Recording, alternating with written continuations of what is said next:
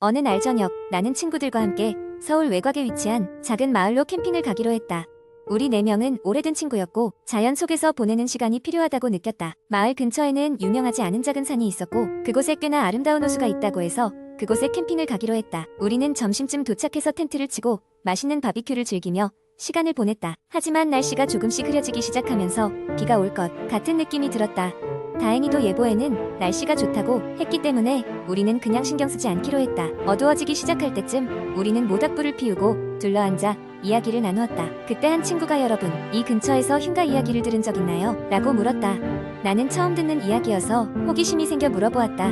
친구는 이 산 중턱에 오래된 빈집이 하나 있는데 그곳에서 기묘한 일들이 자주 일어난다고 말했다. 우리는 겁나는 이야기들을 나누며 밤을 보냈다. 그러던 중 갑자기 이상한 느낌이 들었다. 주변이 너무 조용했던 것이다. 강아지 짖는 소리 하나 들리지 않았고 나뭇잎이 흔들리는 소리조차 들리지 않았다. 마치 시간이 멈춘 것 같은 기분이었다. 그때였다. 우리의 텐트 중 한 곳에서 누군가 다급하게 나와 소리를 질렀다. 뭔가 밖에 있어. 우리는 긴장해서 각자 손전등을 들고 주변을 비추기 시작했다. 하지만 아무것도 보이지 않았다. 우리는 다시 불 주위에 모여 앉아 진정하려고 했지만 마음속 깊은 곳에서 느껴지는 불안감은 사그라들지 않았다. 그래도 그날 밤 우리는 어떻게든 잠에 들었고 아무 일도 일어나지 않았다. 그런데 다음날 아침 일어나 보니 놀라운 광경이 펼쳐져 있었다. 캠프 주변의 나무들이 종이장처럼 갈라져 있었고 곳곳에 동물들의 흔적도 있었다. 우리는 불안을 느꼈지만 그러려니 하고 짐을 싸기 시작했다. 그때 한 친구가 말했다. 우리 그 흉가에 한번 가볼까? 우리는 망설였지만 호기심에 이끌려 가보기로 했다. 짐을 다 정리한 후 흉가로 향하는 산길을 따라 걷기 시작했다. 그곳은 오솔길로 이어져 있었고 길 곳곳에는 수풀이 우거져 있어 접근하기 어려웠다. 드디어 도착한 흉가는 낡고 허름했다. 창문은 깨져 있었고 문은 덜컥거렸다. 우리는 조심스럽게 안으로 들어갔다. 안에는 먼지가 쌓여 있었고 희미한 햇빛만이 어둠을 비추고 있었다. 집안 여기저기에는 오래된 가구들과 부서진 사진 액자들이 널려 있었다. 그러던 중 우리 중 하나가 2층으로 올라가는 계단을 발견했다. 그는 호기심을 참지 못하고 올라갔고 곧이어 비명이 들렸다. 우리가 급히 따라 올라갔을 때 그가 가리킨 곳에는 오래된 보석함이 하나 놓여 있었다. 보석함을 열어본 순간 우리는 그 안에 담긴 낡고 해진 사진을 발견했다. 그 사진 속에는 우리와 흡사하게 생긴 4명이 서 있었다. 우리는 등골이 서늘해지는 것을 느꼈다. 얼른 그곳을 빠져나와 내려오는데 그 순간 계단 아래에서 무언가 부스럭거리는 소리가 들렸다. 순간적으로 우리는 서로를 쳐다보았고 그대로 계단 아래로 뛰어내려갔다. 다행히 그곳에서는 아무도 없었다. 그저 바람에 열린 문이 덜컹거리는 소리일 뿐이었다. 우리는 급히 집을 빠져나왔고 그 뒤로는 단 한 번도 그 마을에 다시 가지 않았다. 돌아오는 길 우리는 그곳에서 일어난 일을 믿을 수 없었다. 그러나 이상하게도 우리의 사진 속 얼굴은 시간이 지날수록 선명해지며 우리 기억 속에서 희미해지지 않고 마치 계속 우리를 부르는 것만 같았다. 마치 우리를 다시 그곳으로 부르는 것처럼 말이다. 그 일이 있은 후 우리는 가끔씩 그때의 이야기를 하며 웃곤 했지만 사진 속 얼굴들을 떠올릴 때면 여전히 등골이 서늘해졌다. 그리고 우리는 서로에게 일종의 약속을 했다. 다시는 그 마을로 가지 않겠다고. 그렇게 우리끼리의 비밀스러운 기억은 시간이 흘러도 우리의 마음속 깊이 자리 잡고 있었다. 두 번째 이야기, 어느 조용한 시골 마을에 한 낡은 저택이 있었다. 이 저택은 수십 년간 버려진 상태로 있었고 마을 사람들은 이곳이 귀신 들린 집이라며 가까이 가지 않았다.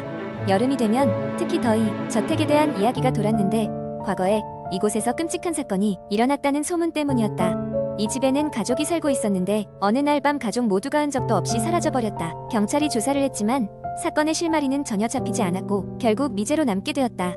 그 후로 이 집에서는 이상한 소리가 들린다는 제보가 이어졌고 그래서 사람들은 울부짖는 집이라고 불렀다. 몇 해 전 도시에서 온 젊은 사진작가 지우는 이 저택의 이야기를 듣고 호기심이 생겼다. 그는 폐가를 촬영하여 자신의 블로그에 올리면 많은 사람들의 흥미를 끌 수 있을 거라고 생각했다. 지우는 마을 사람들의 만류에도 불구하고 카메라 장비를 챙겨 그 저택으로 향했다.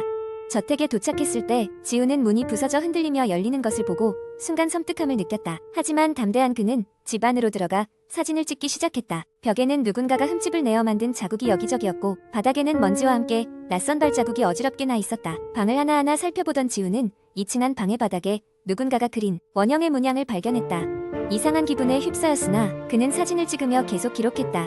해가 지고 저녁이 되자 어두운 저택 안에서 바람소리와 함께 누군가의 속삭임 같은 게 들리기 시작했다. 공포심이 엄습했지만 지훈은 귀신 이야기를 믿지 않았기에 침착하려고 노력했다. 그러나 그 순간 지훈의 카메라는 갑자기 작동을 멈추었고 화면에는 여기서 나가라는 글자가 몇 번이고 깜박였다. 깜짝 놀라 떨어뜨린 카메라는 쨍그랑 소리를 내며 바닥에 부딪혔다. 동시에 지훈은 계단 아래서 누군가가 그를 올려다보는 시선을 느꼈다. 머리카락이 긴 여인의 모습이었는데 그녀의 얼굴은 어둠에 가려져 잘 보이지 않았다. 지훈은 그 응시를 느끼자 공포에 질려 얼른 저택을 빠져나와 그대로 차를 타고 마을로 돌아왔다. 마을 사람들은 지훈의 창백한 얼굴을 보고 무슨 일을 겪었는지 바로 알아챘다. 지훈은 절대로 저택에 대해 다시는 언급하지 않겠다고 다짐했고 그날의 사진들은 결국 공개되지 않았다. 그 후로도 저택은 여전히 그곳에 남아 침묵 속에서 새로운 희생자를 기다리는 듯했다. 그리고 어느 날 한 여행 블로그에 그 저택의 사진이 올라왔다. 아무 정보 없이 올려진 낡은 사진 한 장에는 분명히 그날 지훈이 찍었던 원형 문양과 계단 아래 서 있던 그림자가 어렴풋이 남아있었다. 이후 그 블로그 운영자는 미스터리한 실종 사건에 휘말리게 되었다고 한다. 사람들은 다시 한번 저택에 대한 두려움을 느끼며 그곳은 끝내 이 마을에 금기된 장소로 기억되게 된다. 세 번째 이야기. 서울 신촌의 좁은 골목길. 수많은 고시원 중 한 곳에 갓 대학에 입학한 철수는 방을 구하게 되었다. 값싸고 학교와 가까워 많은 대학생들이 머무는 이 고시원은 오래되고 낡았지만 그의 예산에 딱 맞았다. 방은 304호. 복도 끝에 위치한 이 방은 시원하게 창문이나 있어 답답함이 덜할 것 같았다. 철수는 그날 바로 짐을 풀고 신촌의 활기찬 거리로 나가 친구들과 술 한잔을 하기로 했다. 술자리가 끝나고 새벽 늦게 방으로 돌아온 철수는 문득 이상한 느낌을 받았다. 방문을 열고 들어가려고 할 때 문에 붙어있는 작은 포스트잇이 하나 보였다. 창문 열지 마세요. 철수는 무심결에 쓴웃음을 지었다. 장난이라고 생각하고 가볍게 무시하며 방에 들어갔다. 창문을 열고 바깥 공기를 들이마시며 침대로 몸을 던졌다. 술 기운에 금세 잠이 들었다. 그러나 새벽 3시쯤 이상한 기운에 철수는 잠에서 깼다. 방 안은 싸늘했다. 창문이 열린 탓인지 바람이 세차게 불어와 커튼이 일렁이고 있었다. 순간 귀를 의심케 하는 소리가 들려왔다. 조용히 좀 해주세요. 낮게 울리는 목소리였다. 철수는 놀라서 일어났지만 방 안에는 아무도 없었다. 긴장이 가득 찬 채 문득 포스트잇의 문구가 떠올랐다. 철수는 떨리는 손으로 창문을 닫고 다시 잠을 청했다. 다음 날 철수는 조금 꺼림칙한 마음으로 관리실에 갔다. 어젯밤에 누가 304호 문에 포스트잇을 붙여놨던데 혹시 아세요? 관리인은 깊은 한숨을 쉬며 말했다. 아, 거긴 작년에 사고가 있었던 방이에요. 이전에 사시던 학생이 창문 밖으로 그 뒤로 묘한 일들이 많아서 사람들이 잘 안 들어가려 하죠. 철수는 소름이 돋았다. 그러나 방을 구하기도 쉽지 않고 귀신을 믿지도 않았기에 더 이상 생각하지 않으려 했었다. 그러나 그날 밤 다시 이상한 소리가 들려왔다. 창문 열지 말랬잖아. 더욱 분명한 소리였다. 철수는 용기를 내어 말했다. 누구야? 장난치지 마. 방 안은 다시 조용해졌다. 며칠 뒤 공포는 더욱 심해졌다. 매일 밤 3시가 되면 어김없이 소리가 들렸다.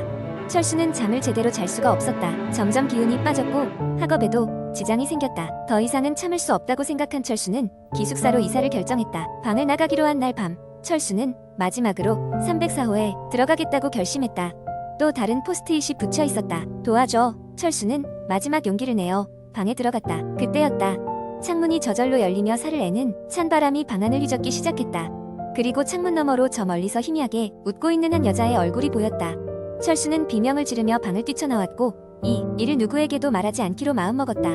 그날 이후로 신촌의 그 고시원 304호는 누구도 들어가지 않는 금기의 방이 되었다. 철수에게 남은 건 그 얼굴이 잊혀지지 않는 악몽뿐이었다. 네 번째 이야기. 어느 날 나는 친구들과 함께 주말을 맞아 한 산 속으로 캠핑을 가기로 했다. 이 산은 예로부터 귀신이 출몰한다는 소문이 자자한 곳이었다.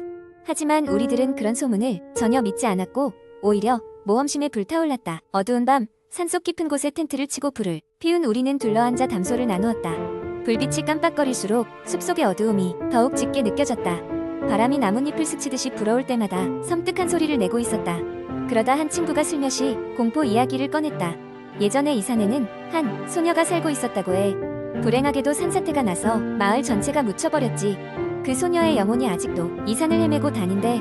야밤에 홀로 메아리치듯 노래 부르는 목소리를 듣는다면 절대 따라가면 안 된대.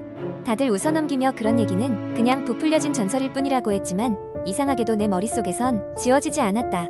시간이 지나자 친구들은 하나둘씩 텐트로 들어가 잠이 들었고 나 또한 잠을 청하기로 했다. 얼마나 잤을까?